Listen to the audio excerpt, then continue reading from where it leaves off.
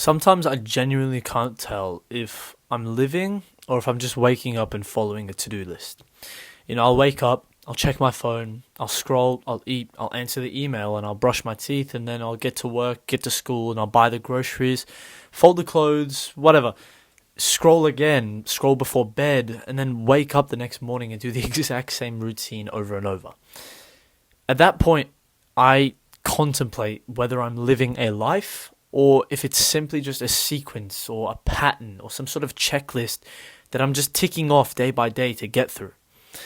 And the worst part about that to me, especially in retrospect, is that I'm able to run that checklist for years on end without even noticing. And that's because the world does not punish you enough for living like that, like living like a drone. Instead, it actually rewards you, and it gives you a paycheck, and it gives you a schedule to follow, and it gives you enough comfort for you to keep quiet and never genuinely question the things that you're doing every single day. And so in turn of that, you march on and you follow and you scroll and you buy things item after item, until you look up and then you realize that the year is finished. The year is gone. 2025 is almost over. There's about 3-4 months left of 2025. And have you done anything genuine at the start of this year? It's been 5 years since COVID. Have you done anything with your life since that time? Can you point yourself to a single thing that made you feel alive? Now, the philosopher Friedrich Nietzsche once said that he who has a why to live can bear almost any how. But what happens in that life when you've forgotten that why? When, all you have left is the how? What will happen to you? That is that checklist life. That's how that checklist life starts to form. It is a how without a why. You're simply maintaining this flow throughout your life and keeping the machine running, but you're not actually steering it anywhere. You're not turning. You're simply going straight. And this kind of mindset is very seductive because the checklist feels safe to you. It keeps you from chaos and it keeps you from risk and it hides you from the danger of, expanding yourself and trying something new. However, the issue with this is that it keeps you from meaning. Creativity doesn't live inside of that checklist. Love doesn't live inside of that checklist.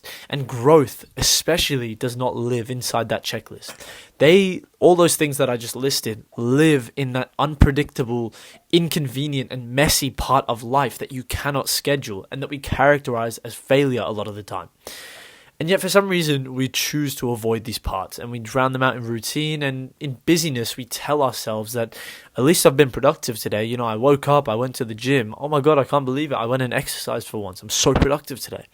However, this productivity without any sort of actual purpose or any sort of genuine progress towards a goal, it's just glorified stagnation. Like, who gives a fuck if you went to the gym if you didn't eat right that day? You can still check every box and end up feeling empty that day if you didn't push yourself towards achieving a goal. So Albert Camus talked about the absurd, and the absurd is that clash between our hunger for meaning and the silence of the universe in return for that feast.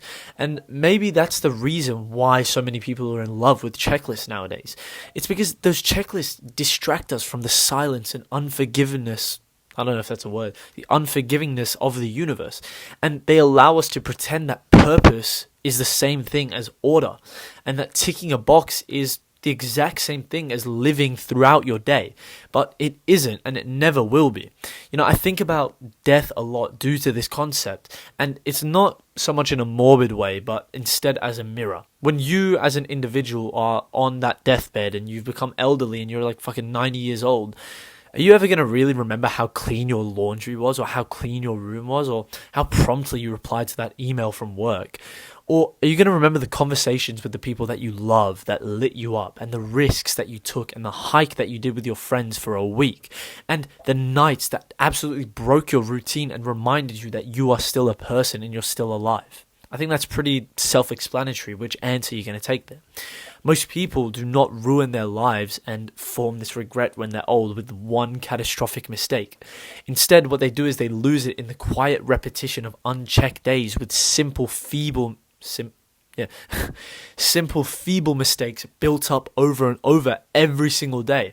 What they do is that they trade their soul for some sort of efficiency or some sort of companionship within that checklist kind of day. And efficiency and familiarity within that fakeness is not actually a life. Instead, efficiency is the absence of life. You should be trying to prolong your days as much as you can. So the way out of this insanity, this absurdity of this checklist life is that you don't have to actually throw away the list. I know it's quite paradoxical.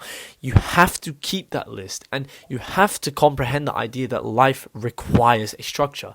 However, you cannot let that structure be your entire story. You cannot act like it is a forced checklist that you must complete every single day or else your life will end. Instead, you have to write some things in that aren't as efficient, and some things that don't scale, and some things that feel reckless and unnecessary and stupid, but they make you human. And that is the key part about it. You have to, maybe on the list, put down that you have to call someone and talk to them for an hour with absolutely no point, absolutely no macro or micro topics. Just talk to them. Maybe you have to paint something that you know you will never sell, or go on a walk with no destination. Maybe all you have to do is write down that today you are going to sit in silence with yourself long enough that you actually hear your own voice for the first time. Because the genuine final truth is that living will never fit neatly into boxes. We are so unique as humans. There's 8 billion, 9 billion of us. There's no way you can create a checklist and follow that every single day by just following some other dude's checklist off YouTube. That is impossible because you are a human. Living as a whole, holistically, is messy and unpredictable. It is full of risks and interruptions and emotions that cannot be checked off or scheduled because you cannot predict the way your life will go. And that is the whole point. That is what makes your life life. That's what makes you a human. Because if you wake up tomorrow and all you have is a checklist to follow, you are not living. All you're doing is rehearsing that checklist and rehearsing a life that you wish you lived in. All you are is a ghost moving through the motions of a life that you are too afraid to touch. So I want you to never settle for that. I want you to not confuse the order of that list with the presence of a soul. And I want you to tear that list up every now and then, every once in a while, fucking throw it away and do what you have to explore yourself and have fun for the day. Forget the thing that is upcoming next and ask yourself what needs to be done. What needs to be, acted upon to make you feel alive, not for your fucking boss to be satisfied. Because if you don't, all you'll be left with is a list full of check marks next to a life that never began.